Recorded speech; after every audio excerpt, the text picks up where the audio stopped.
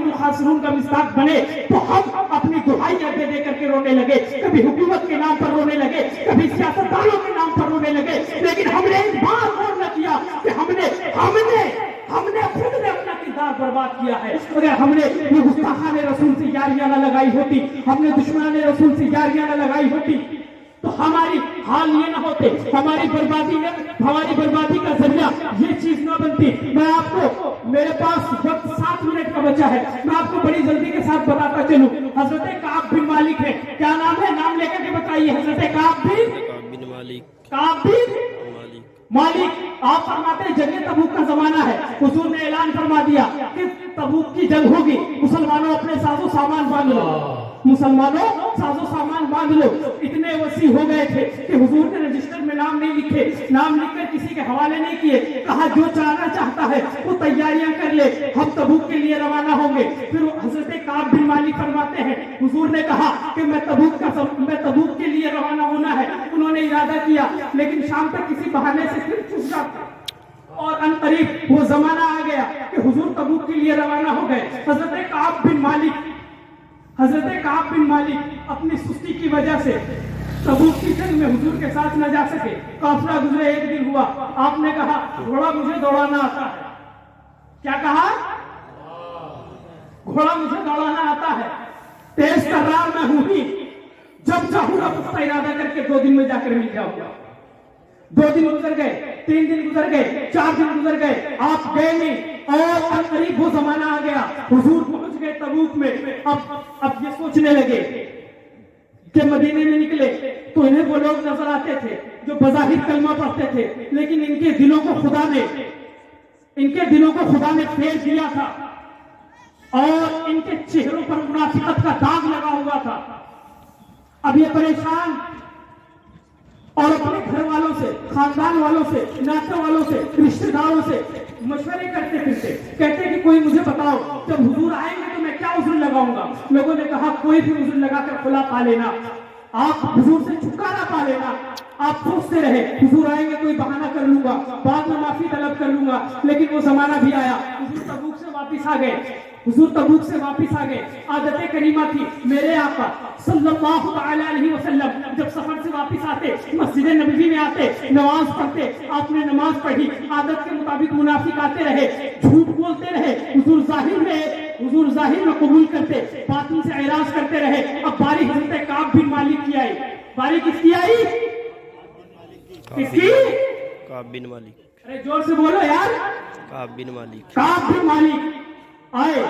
जब हुजूर ने देखा मेरे सरवर का अंदाज, मैं कहता हूं मेरा आका वो आका है कि तमाम दुनिया के हर चाहने वाले मर करके भी ऐसा महसूस नहीं पा सकते, नहीं बना सकते।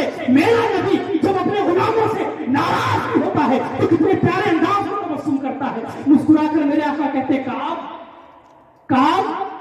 क्या चीज थी जिसने तुझे रोक कर रखा था? हजरत काब बिन मालिक कहते कि अगर बारगाहे रिसालत में अर्ज करते या रसूल अल्लाह आपसे झूठ नहीं चल सकता, अल्लाह ने मुझे बोलने का सलीका अता किया है, आपको गुस्सा जरूर आएगा लेकिन करीब है कि रहमत इलाही आपके इताअत को ज़ाय कर देगी, अल्लाह की रहमत आपके गुस्से को शांत कर देगी।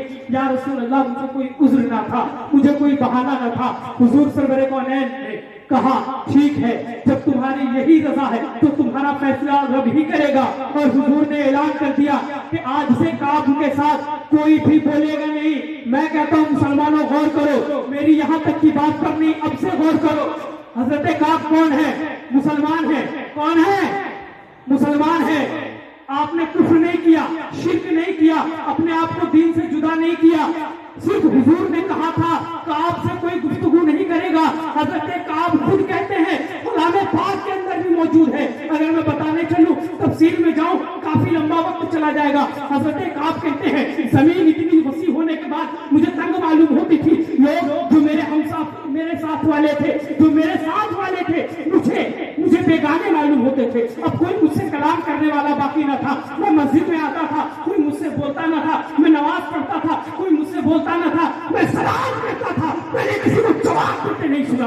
मैं देखता मेरा नबी नमाज पढ़ रहा है और जब मैं हुजूर को देखता, हुजूर मुझे مجھے نہ دیکھتے اور جب میں نماز پڑھتا تو حضور مجھے دیکھا کرتے تھے. میں کہتا ہوں میرے آقا کا یہ انداز تھا کہ غلاموں سے کبھی بے خبر نہیں رہے. آج ہمارے حالوں سے بھی آقا بے خبر نہیں ہے. لیکن مسلمانوں ضرورت ہے کہ ایمان ہمیں حضرت کعب کے جیسا بنانا پڑے گا. ضرورت ہے کہ ہمیں ایمان حضرت کعب کے جیسا بنانا پڑے گا. حضرت کعب کہتے حضرت قتادہ کی دربار حضرت قتادہ ابو قتادہ جو آپ کے چچا زاد بھائی تھے ان کی دیوار پر کھڑے ہو گئے اور کھڑے ہو کر کے کہنے لگے اے ابو قتادہ تم جانتے ہو میں اللہ اور رسول سے محبت کرتا ہوں. حضرت ابو قتادہ نے کوئی جواب نہیں دیا. چچا زاد بھائی ہے کوئی جواب نہیں. پھر فرماتے آپ جانتے ہو میں اللہ اور اس کے رسول سے کتنی محبت کرتا ہوں. حضرت ابو قتادہ نے کوئی جواب نہیں دیا. دوبارہ انہوں نے کہا واللہ یا ابو قتادہ آپ کو اللہ کی قسم ہے آپ جانتے ہیں کہ میں اللہ اور اس کے رسول سے کتنی محبت کرتا ہوں. تب حضرت قتادہ نے ناراضگی کا اظہار کرتے ہوئے کہا اللہ جانے اور اس کا رسول جانے. اللہ جانے اور اس کا رسول جانے.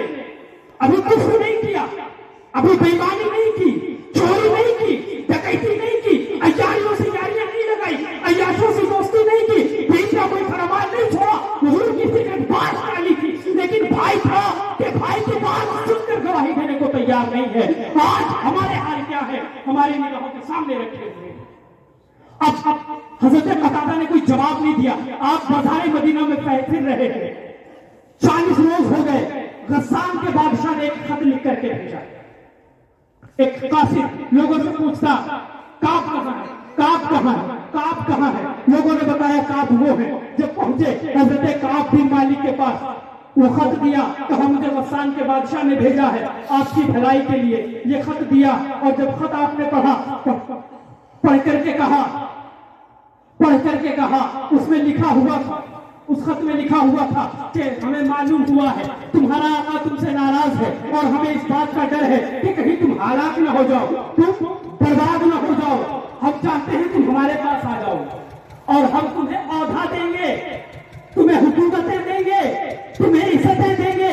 لیکن واللہ حضرت کعب بن مالک کا عقیدہ میں کہتا ہوں مسلمانوں اگر آج تک ان